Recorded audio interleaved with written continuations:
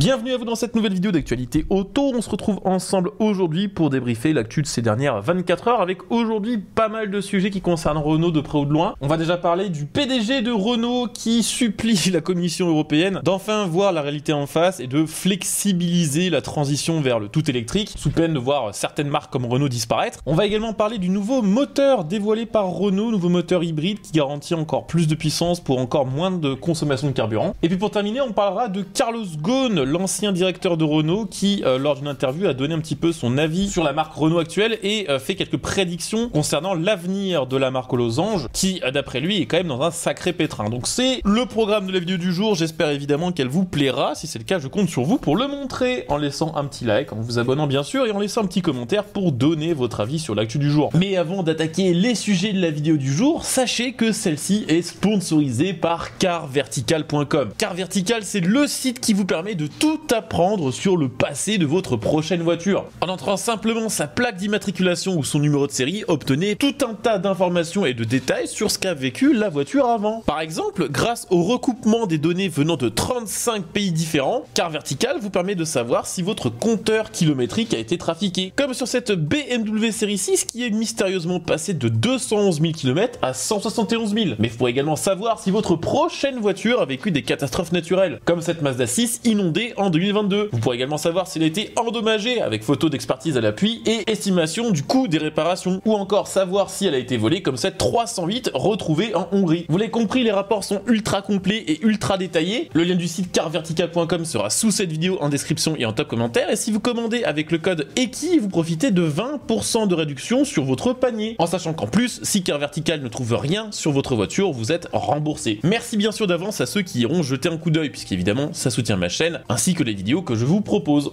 Je vous le disais, on va commencer par parler de l'interview qu'a donné le directeur de Renault, Luca de Meo, au magazine Le Figaro, dans lequel il appelle la Commission européenne, ainsi que le gouvernement français, à réformer en profondeur les règles qui encadrent le marché automobile européen. Ce qui est assez intéressant, c'est que le même jour, pour le même magazine, John Elkann, qui est le directeur actuel temporaire en intérim de Stellantis, a lui aussi donné une interview sur le même sujet, et tous les deux appellent à peu près aux mêmes mesures en réalité. Selon eux, les normes imposées par la Commission européenne sont devenues beaucoup trop compliquées, et sans une simplification des réglementations, il sera impossible de faire renaître une automobile européenne vraiment populaire qui se vendra en masse et qui permettra de relever un petit peu le secteur. S'il n'y a pas de changement, tous les deux redoutent un effondrement du marché européen qui pourrait être, je cite, le directeur de Renault Luca de Meo, divisé par deux en l'espace d'une décennie. Alors évidemment, on s'en fout en soi qu'il y ait moins de voitures qui se vendent. Ce qu'on rappelle quand même derrière, c'est que s'il y a moins de bagnoles qui se vendent, il y en a moins qui sont produites et il y a moins d'ouvriers, donc il y a du chômage. Les deux directeurs se sont mis d'accord sur le constat, sur l'urgence d'adapter les politiques européennes pour préserver l'industrie automobile, en constatant que, par exemple, en 2024, ne se sont vendus en Europe que 15 millions de véhicules, contre 18 millions en 2019. Selon eux, il y a quand même un gros problème, c'est les prix des automobiles, qui serait la raison numéro 1 pour laquelle les ventes baisseraient autant. On pourrait dire, oui, si c'est eux qui le disent, ils pourraient tout simplement décider de baisser les prix, sauf que eux tiennent responsable l'Union européenne de cette hausse des prix des voitures. On en avait d'ailleurs parlé dans une autre vidéo, mais selon encore une fois Luca de Meo, je cite, les règles européennes font que nos voitures sont toujours plus complexes, toujours plus lourdes, toujours plus chères, et que les gens, pour la plupart, ne peuvent tout simplement plus se les payer. Donc là, il y a un petit exemple qui est donné. Renault, par exemple, vient tout juste de baisser le prix d'entrée de sa Clio en version 65 chevaux à 16 900 €. C'est une réduction de 3 000 € par rapport aux anciens prix de cette Clio, mais Luca de Meo explique que pour un petit modèle simple comme une Clio, entre 2015 et 2030, le coût d'une Clio aura augmenté de 40% et que 92% de cette augmentation est due à la réglementation. Donc en gros, à chaque fois que la Commission européenne rajoute une norme anti-pollution, à chaque fois qu'elle rajoute une option de sécurité obligatoire, comme par exemple les normes GSR2, tout ça, c'est des choses que les constructeurs sont obligés d'installer sur les voitures, qui ajoutent en plus d'ailleurs des contraintes indirectes, et toutes ces nouveautés plus les contraintes indirectes font que le prix des voitures est obligé de monter parce qu'elles coûtent tout simplement plus cher à produire. Et justement, en parlant des effets indirects, l'un des soucis, c'est que pour compenser les voitures de plus en plus lourdes, puisque de plus en plus fournies en équipement, les constructeurs n'ont pas le choix, entre guillemets, de rendre leur voiture plus puissante pour que les nouvelles générations de modèles soient au moins aussi performantes que les anciens. Et forcément, pour avoir plus de puissance, on fait des moteurs qui sont plus costauds, qui ont plus de pièces complexes, et c'est un cercle sans fin. Luca de Meo rajoute le fait qu'en plus, à la Commission européenne, les différents services impliqués dans les questions liées à l'automobile sont parfois en désaccord entre elles. Je cite, aujourd'hui, il doit y avoir au moins 5 directions générales qui s'occupent de l'automobile, et parfois elles ont des stratégies contradictoires. Quand l'une exige la suppression des PFAS, qui sont des polluants, ce qui est légitime, l'autre nous demande des voitures à batterie. Or, il n'y a pas de batterie sans ces fameux PFAS. Ils demandent tous les deux des réglementations spécifiques liées aux petits modèles afin de ne pas les pénaliser. Et tous les deux trouvent ça complètement injuste et aberrant qu'une petite voiture type Clio par exemple soit traitée comme une voiture de type Mercedes Classe S. Donc encore une fois, je le cite, là il parle des options de sécurité. Ma Renault 5 doit réagir comme une berline haut de gamme dont le capot est 3 fois plus long lors d'un choc frontal. C'est de la physique, je suis censé faire un capot en tungstène. Lucas Demeo défend le principe des keycars. Si vous ne connaissez pas les keycars japonais, c'est une catégorie de petites voitures qui font moins de 3,40 m et qui permettent justement aux japonais, puisque les keycars sont surtout vendus au Japon, ces voitures permettent justement de passer à côté de certaines taxes que doivent régler les utilisateurs qui ont d'autres types de véhicules. Avoir des petites voitures avec des normes spécifiques permettant de les vendre moins cher avec peut-être moins d'options et moins de normes entre guillemets de sécurité permettrait probablement de refaire de la vente de masse. Toujours concernant le prix des voitures, il dit en 20 ans, le prix moyen des citadines a bondi de 10 à 25 000 euros. Le budget annuel des consommateurs mobilisés pour leur mobilité personnelle a flambé de 3 500 euros à 10 000 euros.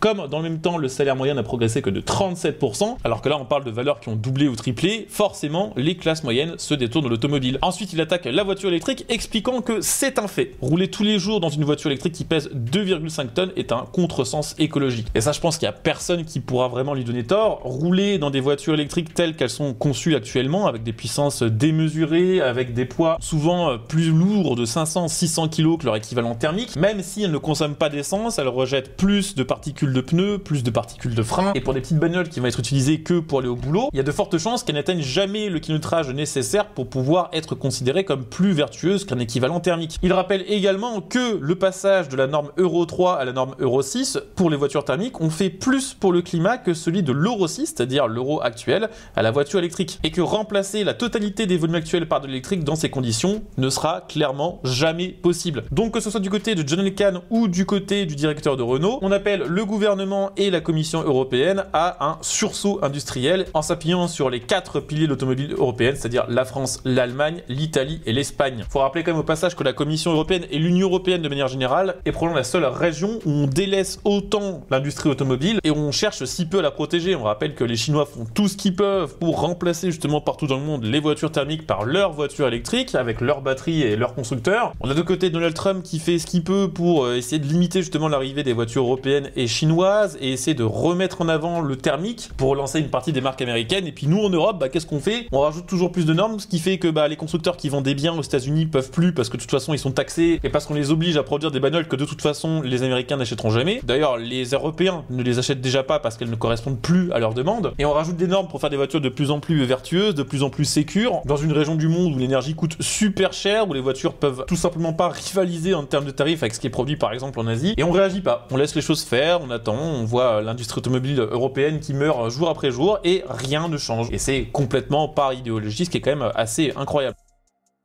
D'ailleurs, je vais inverser l'ordre des sujets de cette vidéo parce que j'avais prévu d'abord de vous parler du moteur hybride de Renault dont on parlera au final juste après, tout simplement parce que ça me permet de faire le lien avec le deuxième petit bout de vidéo que je voulais faire sur les déclarations de Carlos Ghosn qui parle justement de Renault. Alors évidemment, Carlos Ghosn est toujours recherché, il est au Liban planqué parce que s'il va ailleurs, il va en prison, mais il faut rappeler qu'il était quand même le directeur de Renault et qu'en réalité, quand il était directeur de Renault, Renault allait quand même globalement mieux, il y avait des plans d'envergure et des plans d'avenir qui étaient quand même plus intéressants et plus important. Donc depuis le Liban, il a donné une interview à BFM Business dans laquelle il a vivement critiqué la nouvelle stratégie de Renault et également de Nissan, puisque Renault et Nissan sont toujours liés, même si c'est moins le cas qu'avant, expliquant sans détour qu'il avait déjà prévu depuis longtemps le déclin de Nissan et la disparition de l'alliance. C'est exactement ce qui se passe. Nissan chute et Renault essaye de passer pour le sauveur en permettant par exemple à Nissan de racheter ses parts pour moins cher, mais en fait en réalité Renault lâche Nissan. Le problème pour lui, pour Renault Nissan et spécialement pour Nissan, c'est l'indécision et l'inefficacité de la direction actuelle qui prend tout simplement trop de temps à réagir quand il se passe quelque chose sur le marché. Et quand il parle plus spécifiquement de Renault,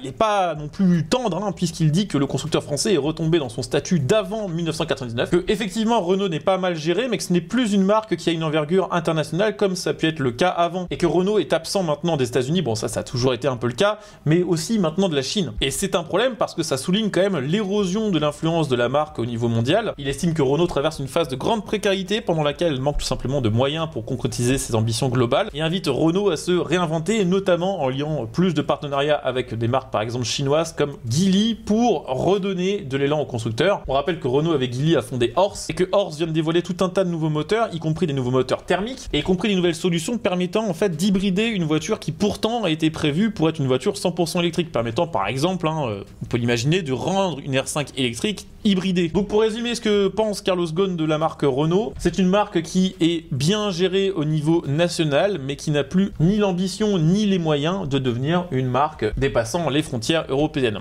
Et donc pour terminer, on va parler un petit peu du nouveau moteur que Renault vient de dévoiler, une nouvelle motorisation hybride de 160 chevaux qui a pour but d'être plus performante mais aussi plus sobre. Renault continue donc d'étoffer son offre hybride en introduisant une nouvelle motorisation full hybride sur son Captur et sur le Renault Symbiose. C'est un moteur 4 cylindres essence 1,8 litre, donc quand même un petit peu de cylindrée, c'est pas si dégueu, qui de base fait 109 chevaux et grâce à deux moteurs électriques qui font 49 chevaux pour la traction et 20 chevaux en tant que générateur démarreur, l'ensemble fait maintenant 160 chevaux contre 145 pour la précédente génération de moteurs hybridés. La batterie passe de 1,2 à 1,4 kWh, ce qui permettra justement de rouler un petit peu plus longtemps en mode électrique, ce qui fera baisser les consommations, mais ce qui permettra aussi d'augmenter légèrement les performances, puisque le nouveau Renault Captur fait le 0 à 100 en 8 secondes 9, c'est quand même mieux que les 10 secondes 6 du précédent. Le Symbiose c'est 9,1 secondes. La baisse de carburant est d'environ 0,3 litres au 100 en consommation mixte en atteignant 4,4. Alors ça évidemment c'est un peu pipoté parce que n'importe qui a déjà conduit une hybride sait bien que les normes WLTP sont complètement à côté de la plaque, mais en utilisation réelle elle sera probablement plutôt aux alentours des 6 à 6,5 comme la plupart des bagnoles modernes. Les émissions de CO2 resteront sous la barre des 100 grammes, évitant tout malus écologique. Les nouveaux tarifs du Captur 160 démarreront à 30 000 balles, Symbiose ce sera 33 800 €. Malheureusement ce nouveau moteur ne sera pas présent sur la Clio. À vous de me dire ce que vous pensez de ce petit projet, mais je trouve que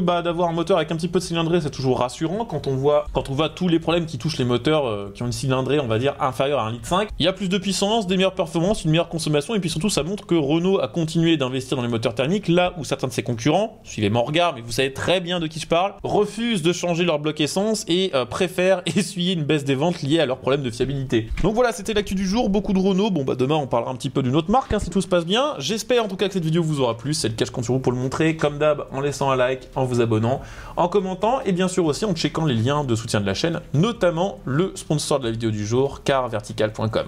Merci à vous et à bientôt, ciao.